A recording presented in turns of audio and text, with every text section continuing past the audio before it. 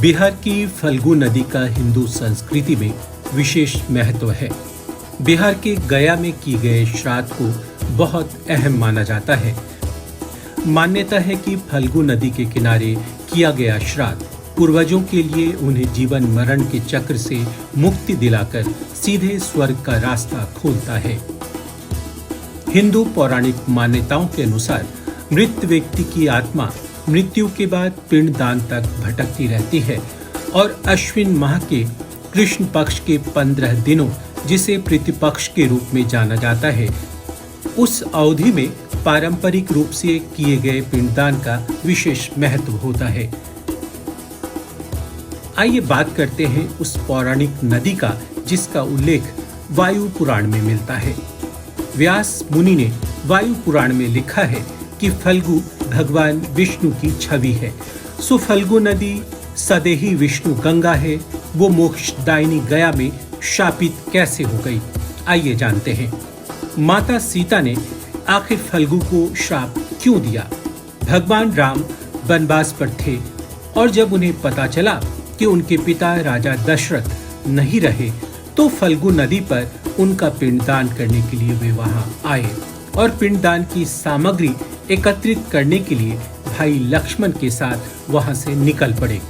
माता सीता फल्गु नदी के किनारे बैठकर भगवान राम और लक्ष्मण जी का इंतजार कर रही थी। दशरथ को सबसे अधिक प्यारे उनके बड़े पुत्र राम थे। सो उनकी चिता की राख उड़ती हुई गया फल्गु नदी के पास आ पहुंची। राख ने आकृति बनकर माता सीता से कुछ कहना चाहा। माता सीता भगवान राम को बुलाती इससे पहले ही दशरथ जी की छवि ने उनसे पिंडदान करने को कहा। दशरथ जी ने सीता को सुझाव दिया कि फल्गु महानदी गाय, तुलसी, ब्राह्मण, अग्नि देवता एवं बरगद के पेड़ की उपस्थिति में पिंडदान किया जा सकता है। माता सीता समझ गईं कि पिंडदान का समय निकल रहा है। सो उन्होंने बालू के गोले बनाए और ब्राह्मण को दान सामग्री दिए बिना ही फल्गु नदी में विसर्जित कर पिंडदान कर दिया। इससे दशरथ जी को मुक्ति मिल गई। किंवदंती है कि पिंडदान ग्रहण करने के लिए स्वयं राजा दशरथ जी का हाथ फल्गु नदी से बाहर निकला था, जिसे उपस्थित वहां सभी लोगों ने देखा भी। माता सीता ने इस पिंडदान का साक्षी वहां मौजूद फल्गु नदी, गाय, तुलसी, अक्षय वट, अग्नि और ब्राह्मण को बनाया। इसके बाद जब भगवान राम और लक्ष्मण वहां आए तो माता सीता ने भगवान राम को बताया कि पिताजी ने छाया रूप में उन्हें दर्शन दिए और सही मुहूर्त पर पिंडदान करने को कहा, जिससे उन्हें मोक्ष प्राप्ति हो सके। सो उन्होंने पिताश्री का पिंडदान संपन्न कर दिया। वैसे हिंदू मान्यताओं के अनुसार पुरुष ही पिंडदान करते रहे हैं। सो भगवान राम को सब सामान्य लगा और उन्होंने माता सीता की बातों पर विश्वास नहीं किया। तब माता सीता ने भगवान राम को विश्वास दिलाने के लिए फल्गु नदी, बरगद का वृक्ष, अग्नि, तुलसी, गाय और ब्राह्मण को सच बताने को कहा। बरगद के पेड़ ने भगवान राम को सब सच सच बताया, पर भगवान राम के गुस्से से फल्गु नदी डर गई और मुकर गई।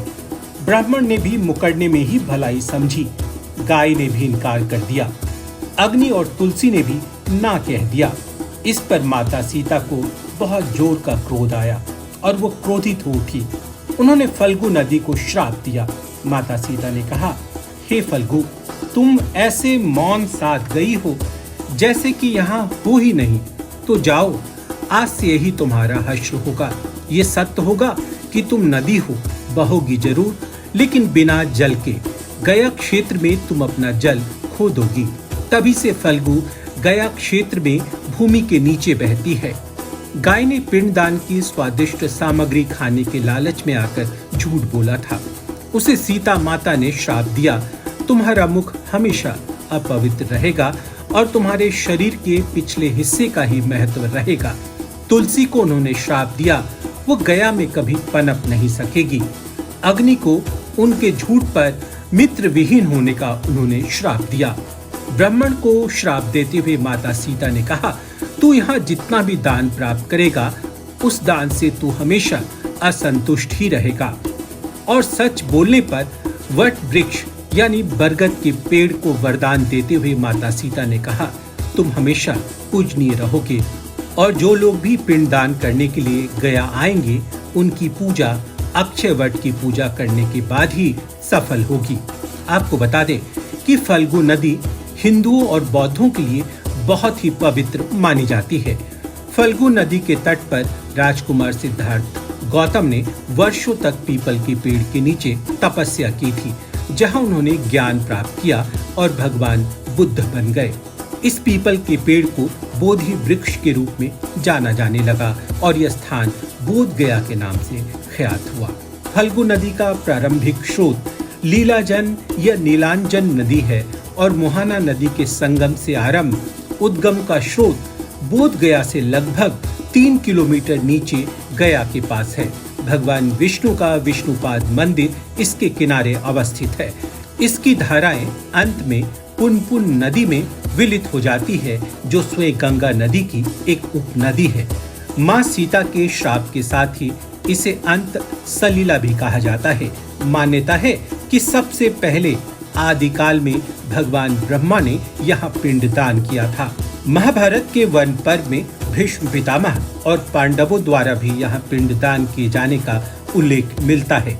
माता सीता के श्राप का असर है कि आज भी जो लोग गया पिंडदान के लिए जाते हैं, उन्हें पिंडदान के लिए फल्गु नदी के बालू को हटाकर भूमि के नीचे बह रहे जल से ही पिंडदान करना होता है। हमारी वीडियोस को देखने के बाद लाइक और सब्सक्राइब करना बिल्कुल ना भूलें।